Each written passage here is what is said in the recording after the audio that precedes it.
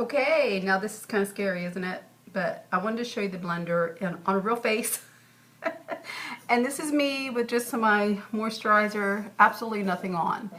And I really think it's important for y'all to know that I feel the same way you do about your skin. And, you know, I'm very blotchy, always have had very pink undertones. And you can see right here how pink I am. It's lovely. I have more yellow around my eyes. And, you know, I'll be 55 next month. Oh my gosh! And I can see some signs of that. And allergies have been kicking my butt. So I have more puffiness than I usually would. And I think I'm trying to get a silly cold. So I've been dealing with that. So my skin is probably a little worse off than it normally is.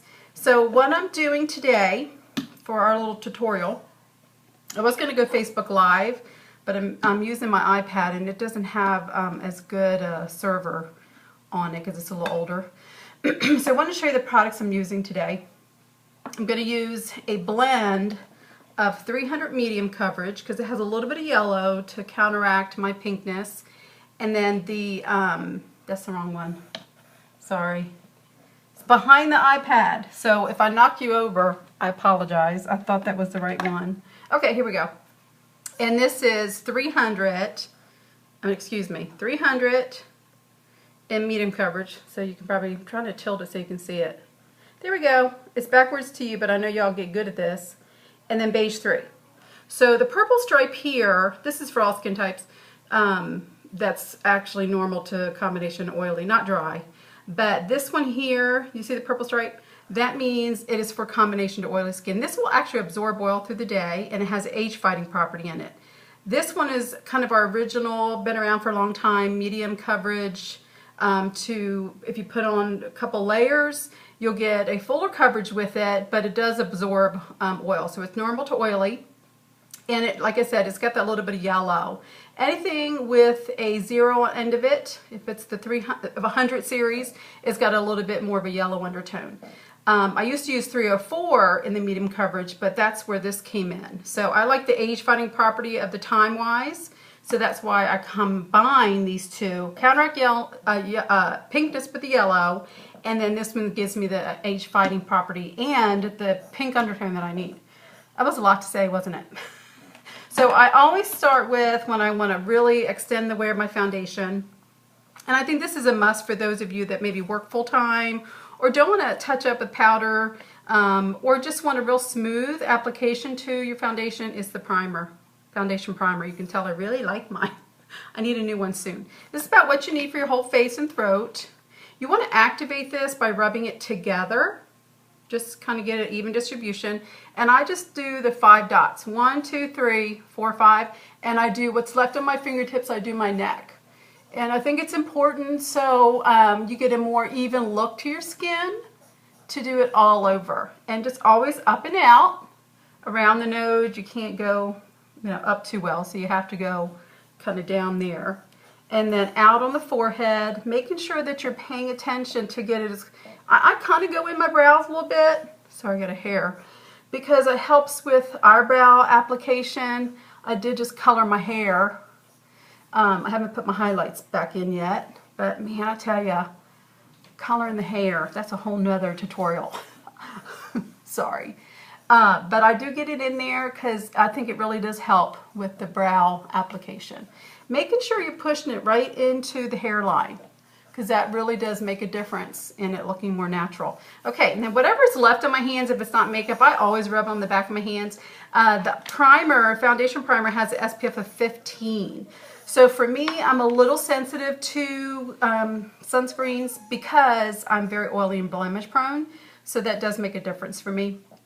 Okay, so, I love this. I have wet it.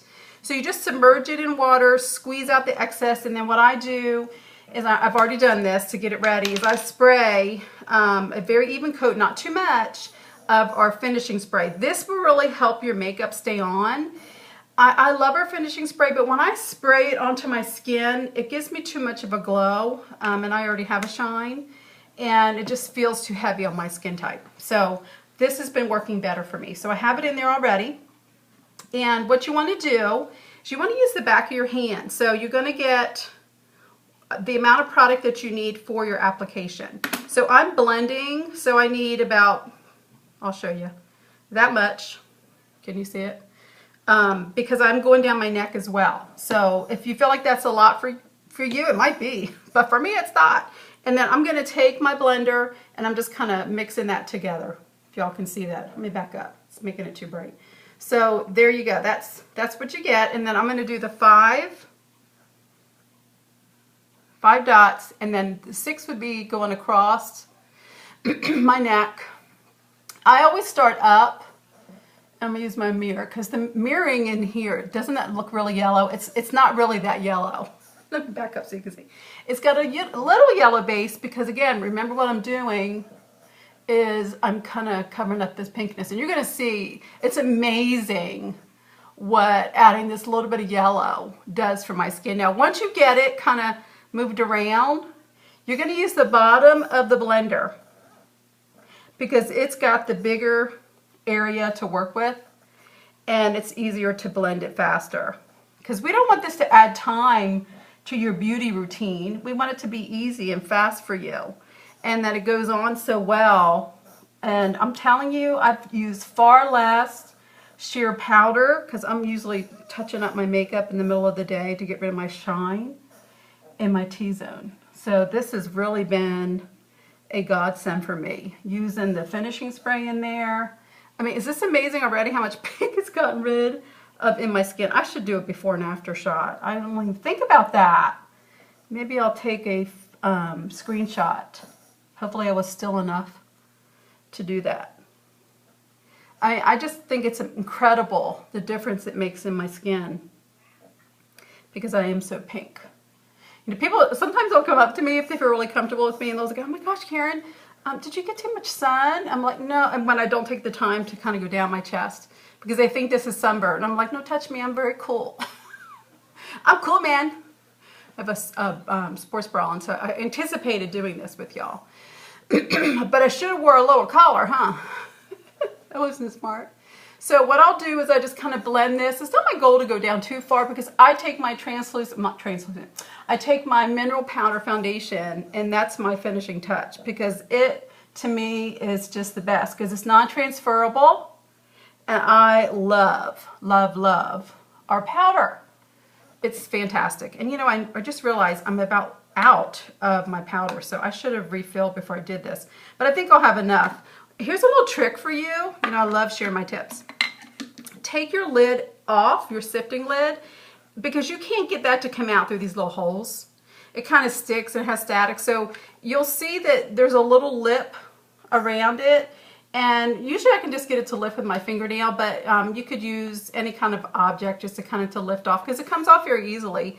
You know, in Mary Kay, we want you to use all your product, all of it. And then I will just kind of dump that into either the sifter or just kind of tap some. Let me back up so it's not too bright. Tap some in the lid. Now the secret to applying your mineral powder in a really good way is to make sure that it's whatever, if it looks blotchy on your application or your brush or your blender, whatever you're using, it's going to go blotchy on your skin. So it has to be smooth. It has to be very smooth. Okay, so the next thing, we're not ready for that yet, is you're going to use your concealer. And I do have some places to conceal. I have a few sun spots, and it's always on my left side. Why do you think it's on my left side? Driving the car. So I do take it, and you know, it's funny because these had almost disappeared completely, but I have been out in the sun. I've been driving a lot lately, and I just need to get better about wearing a stronger sunscreen. And this is where you would use your tip. I kind of forget it's there. And just kind of tap it in. Is that amazing? Look at that.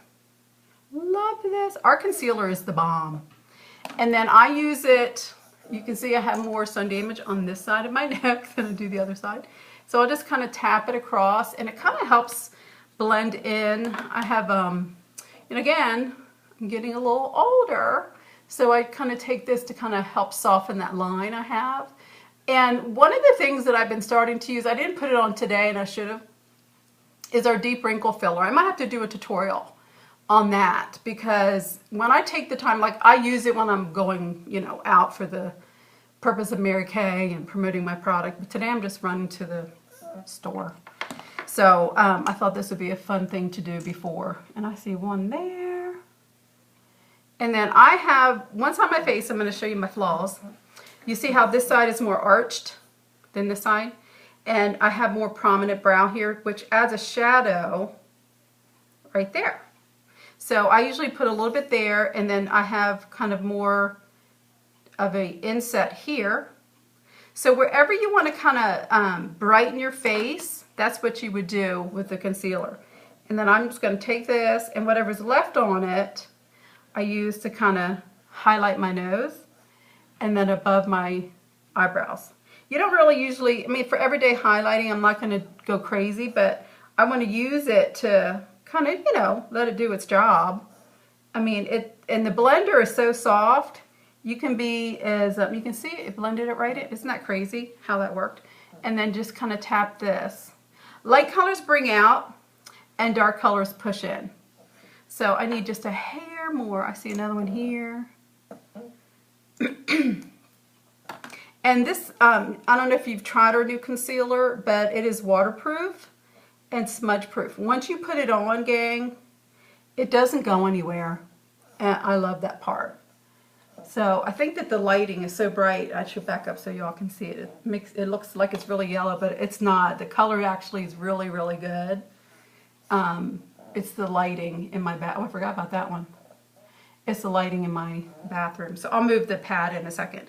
Okay, so the next thing, you can use your brush or you can use your blender to do highlighting too.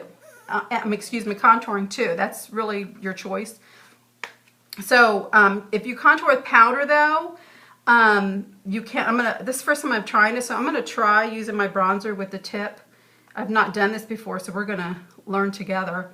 And I would just draw a line and then smudge it. Let's see how this works. Wow, it's working pretty good. Look at my mirror so I can see what I'm doing. Wow, that worked great. Well, check that out. It might be easier for some of you that maybe have been challenged with contouring to find the right tools to get the application that you want. So this blender, what I'm probably most impressed with is how soft it is. And then I go down the sides of my nose just to kind of make it look a little bit, I need a little bit more, you know, a little thinner, sharpen your features a little bit. And I love contouring every day because I think that if you are versed in it and you feel comfortable with it, it really doesn't take long at all. It's just getting comfortable with doing it. And this blender, oh my gosh, it's amazing. I absolutely love it. And then I do along the hairline just to make it look like you have a natural glow to your skin. And then the finishing touch is the powder, your translucent powder. You can use that, but I like more coverage, so I use our mineral powder. And this is where I do use a brush because I like that it just kind of helps to blend it all in. So you can hear me tapping away, getting it on the end of my brush. And then you tap out the excess. I always give it a blow too. And then I just go along the edges. And you know, that's one spot that I forgot to contour is my jawline.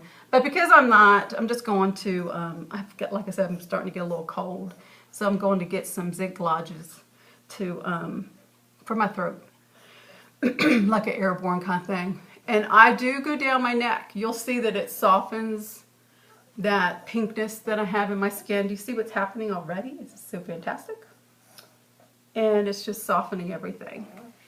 Now with my eyebrows, because I colored them, I don't usually have to use a whole lot of pencil after I've colored my eyebrows. You'll see it's really, there's just like one little spot right there on both sides that it's gotten thinner. This is what happens to you when you start to get to what I like to call the more interesting age. It's a nicer way of saying older. But sometimes, you know, even blondes, you know, I used to be dark haired, even blondes get that. So I like to use a classic blonde. It's almost like a light brown eyebrow pencil. And you start in where you actually have hair. And I like to make the front part just a little wider. Makes it look more natural. And notice I'm not